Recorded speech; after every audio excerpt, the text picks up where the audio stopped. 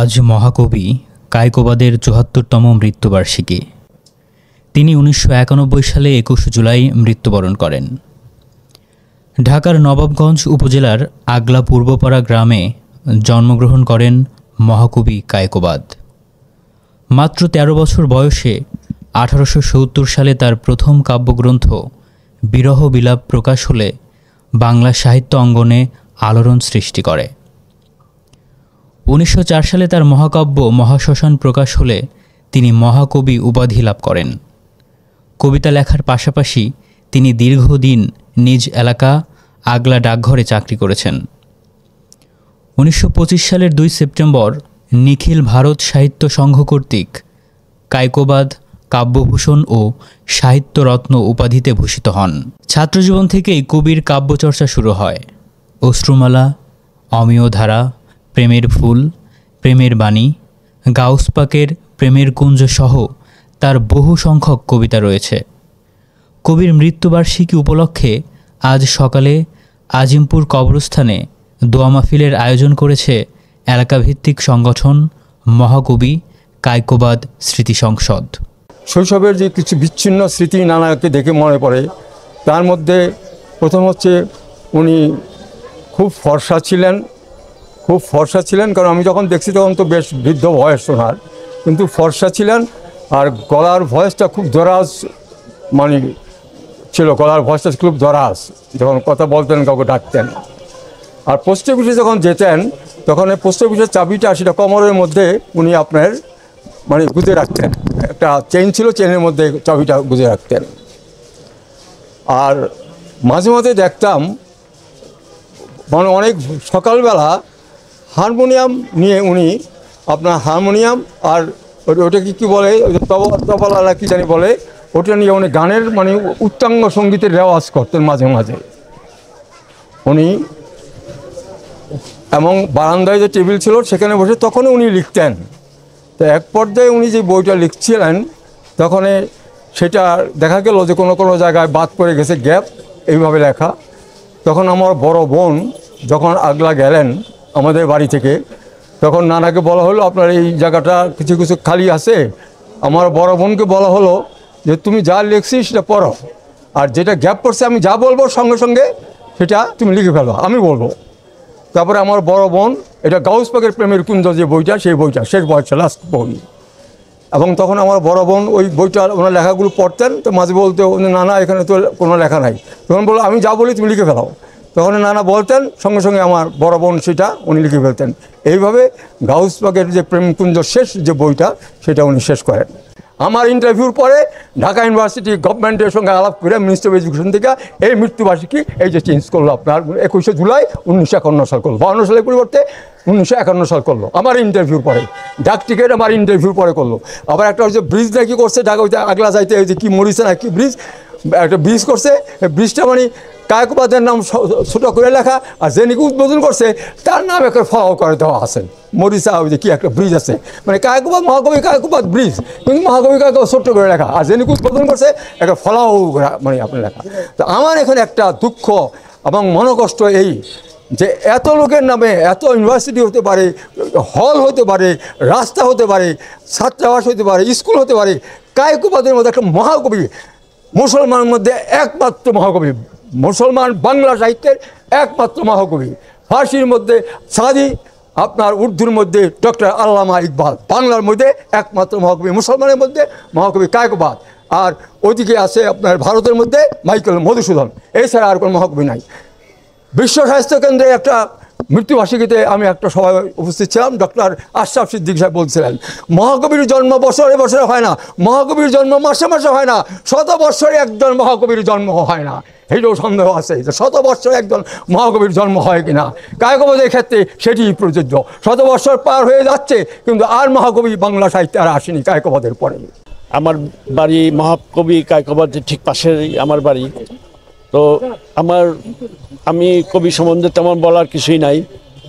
Main কথা যেটা আমি বলবো যে আজকে এই প্রজন্ম মহাকবি কায়কোবাদকে জিজ্ঞেস করলে কেউই বলতে পারবে না।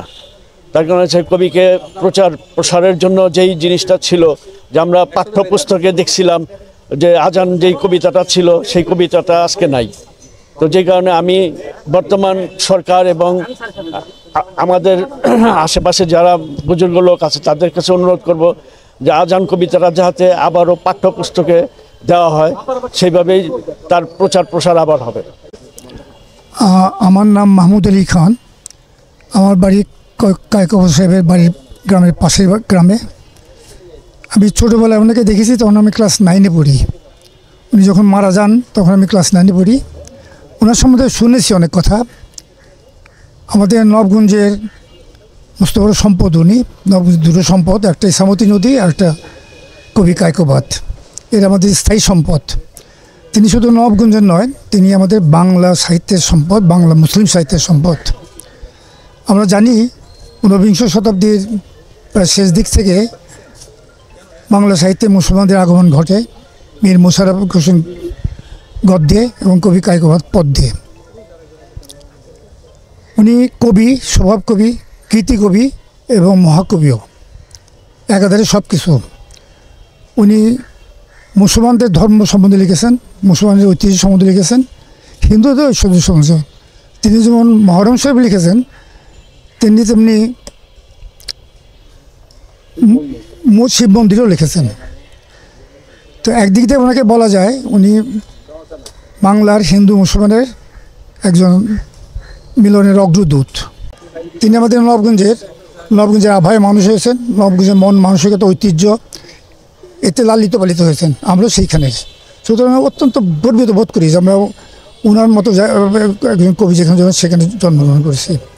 তা আমি অনেক দিন যাবৎ বলে আসছি যে নবগঞ্জের গৌরব ইসামতি এবং কায়কোবাদ, তার নামে একটা স্মৃতি ফলক, একটা স্মৃতিসৌধ করা উচিত, যাতে এটা করে চিপ্প বাগানটা নয়, এটা মানুষ মনে করিয়ে দেওয়ার জন্য।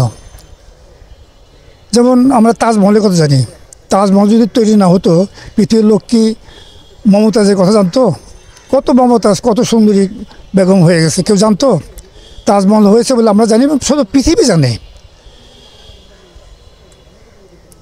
সুতরাং এইরকম একটা ফটক, একটা স্তম্ভ কিছু আমাদের করা দরকার, যাতে নবগঞ্জের প্রবেশদ্বার হচ্ছে আগলা, ওইখান থেকে ঢুকে নবগঞ্জের দুহারের লোকজন যায়, তারা দেখবে যে কী পথে কবি কায়কোবাদ। উনি কে ছিলেন? কবি ছিলেন। কী কবি? মহাকবি। তার এলাকায় অন্তত তার পরিচিতিটা প্রথম দরকার। তারপরে জাতীয় লেভেলেও এটা কোনো পরিচয় নাই, সরকারিভাবে কোনো কিছু অনুষ্ঠান করে না। আগে 2-1বার টিভিতে দেখতাম, সেই সময় ওনার নিয়ে আলোচনা হতো, কথাবার্তা হতো, উদযাপন হতো। এখন সেগুলো হয় না।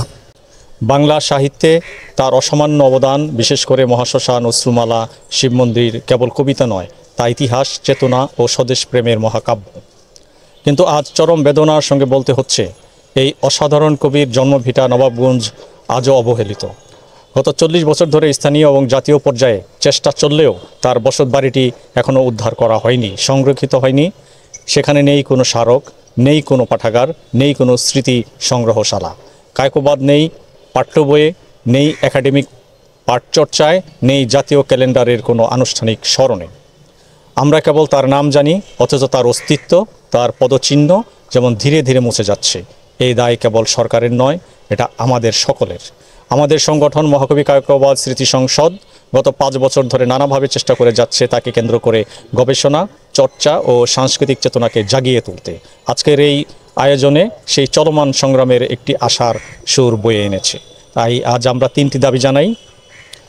নবাবগঞ্জের আগলা গ্রামে মহাকবির পৈতৃক বসতভিটা রাষ্ট্রীয়ভাবে অধিগ্রহণ করে সংরক্ষিত ঐতিহ্য ঘোষণা করা হোক। জাতীয় পাঠ্যসূচিতে তার সাহিত্য অন্তর্ভুক্ত করে নতুন প্রজন্মকে তার চিন্তা ও দৃষ্টিভঙ্গির সঙ্গে পরিচয় করিয়ে দেওয়া হোক। প্রতি বছর রাষ্ট্রীয় পর্যায়ে তার জন্ম মৃত্যুবার্ষিকী উদযাপন করা হোক, যেমনটি আমরা নজরুল রবীন্দ্রনাথের ক্ষেত্রে দেখেছি। মানবের মাঝে স্বর্গ গড়ি, এই কায়কোবাদী দর্শন যেন আমাদের সাহিত্য সচেতনতা, রাষ্ট্রীয় দায়িত্ববোধকে আরও তীব্র করে তোলে।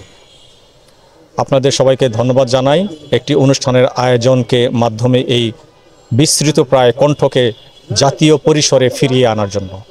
ধন্যবাদ সবাইকে।